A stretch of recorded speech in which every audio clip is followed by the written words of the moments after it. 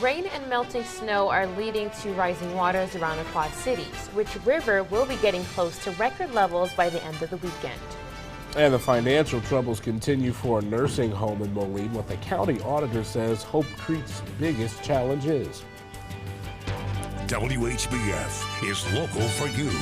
This is Local 4 News this morning. Good Thursday morning to you. I'm Alexandria Ikomoni. And I'm Redrick Terry. Thanks for joining us for Local 4 News this morning. The brutal winter is finally thawing out, but it's bringing more issues with it. The rivers around the Quad Cities are rapidly rising. The Rock River is expected to crest at 16.3 feet on Sunday. The record is 16.5 feet, and that happened in April of 2013. Our team of meteorologists say the Mississippi River could reach a major flood stage this weekend, reaching 18.2 feet. There are a lot of factors that are impacting the river levels. We've had above average precipitation every month since last May. The melting ice and snow in Minnesota will also add to increasing river levels in the Quad Cities. The threat of major flooding has two areas in the Quad Cities prepping along the Mississippi. Rock Island is implementing its flood strategy plan. That includes installing pumps and closing gate wells. Several water pump discharge hoses will be placed across the Rock Island portion of the bike path. Portions of the path will be closed due to the high water and will remain that way until the river falls to 16 feet. Davenport is also taking steps to prepare for the rising waters. Public Works staff spoke about those plans at yesterday's City Council meeting. They say flooding won't affect any events going on this weekend in downtown Davenport. Sandbags are available to property owners that'll be impacted when river levels reach between 17 and 18 feet.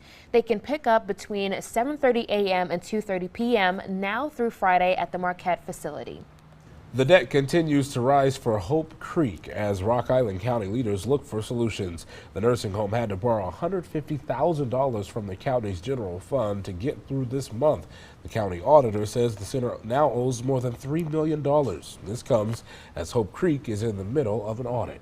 The county auditor says expenses at Hope Creek are down, but revenue is down even more. Right now, they're overspending by about $185,000 each month. The goal of the audit is to see how and if the home can make more money. The auditor says if it keeps operating as is, Hope Creek won't be able to get out of debt. I think the reality is that we have a big financial challenge to overcome. You know, we have a lot of vendor debt. We have quite a bit of a debt that we have, you know, to our interfund area, and so it's going to take a big shovel to get out of this.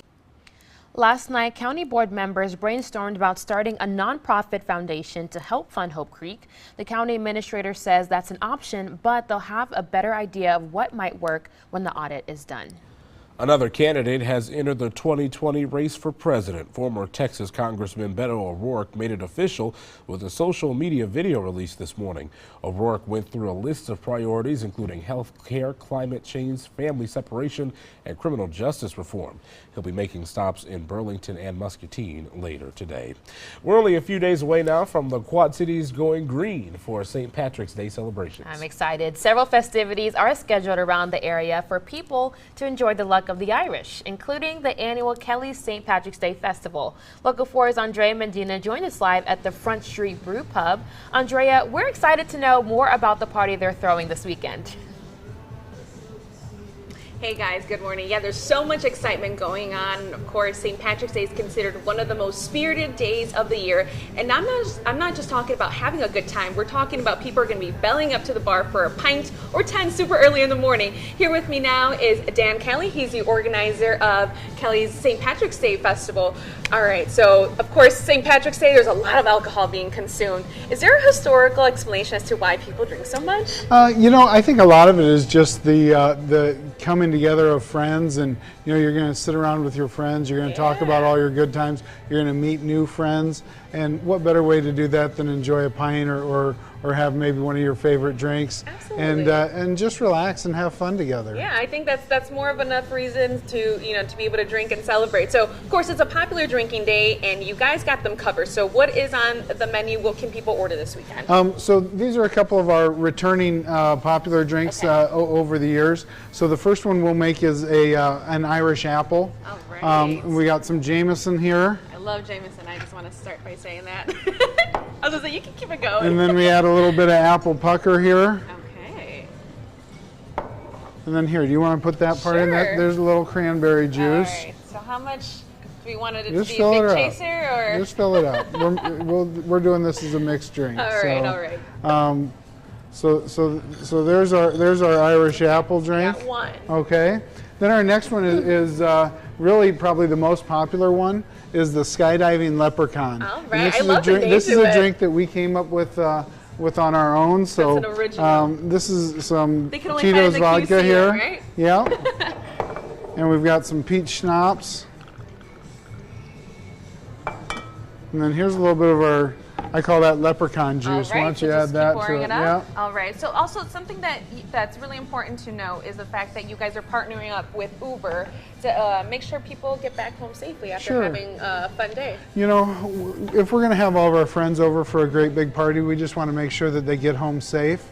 And, you know, that's the way that we've done that is to do the Uber rides. So if people ask for codes, they can have it. All right. Well, guys, you guys heard it here. Of course, if you guys want to come to the festival, you guys are covered as far as transportation goes. So you can day drink and drink all day long, and you can still get back home safely and for a very, very either low cost or it might be even free. Of course, the party kicks off tomorrow at 4 and then continues Saturday morning.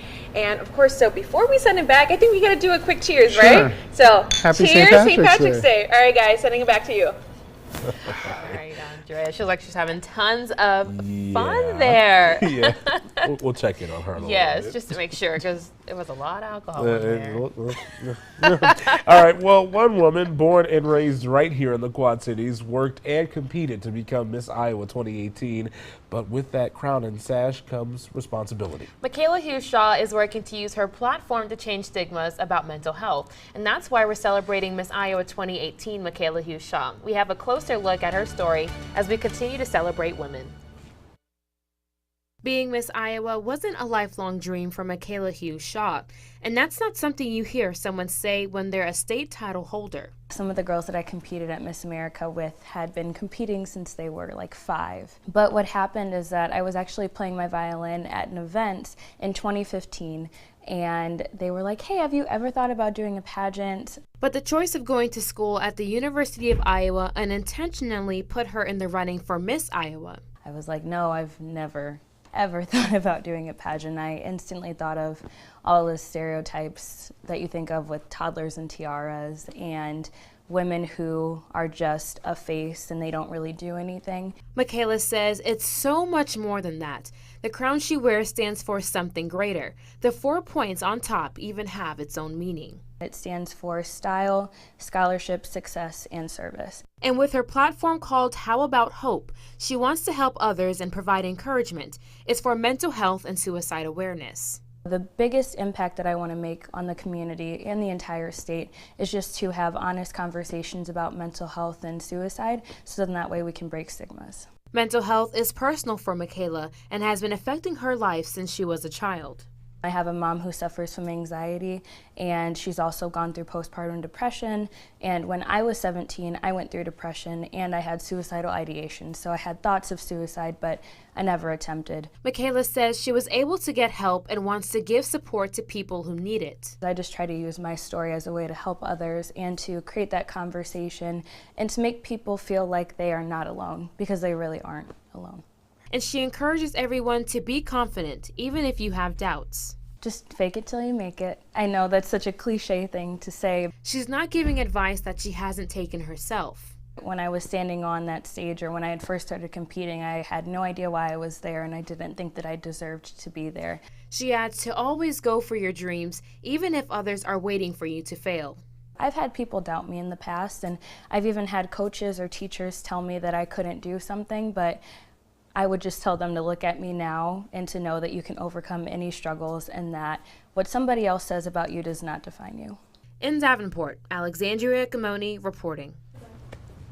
I just love her story, using her platform for good and really bringing some attention to some very interesting and very serious topics. Absolutely. Just talking to her, she's just so humble and just really wants the platform to be heard, just because sometimes it goes on, people don't talk about it as much as they should. So it's definitely important that we do have those conversations. Yeah, love it. Love every second of it. Loving the warm temperatures here recently, too. Temperatures will be staying right in the upper 50s here this morning, and we've got clear skies for now, but clouds, rain, and wind all rolling in here today. Going to be an active weather day. We'll talk about that coming up here in just a little bit, but just hold on to your hats.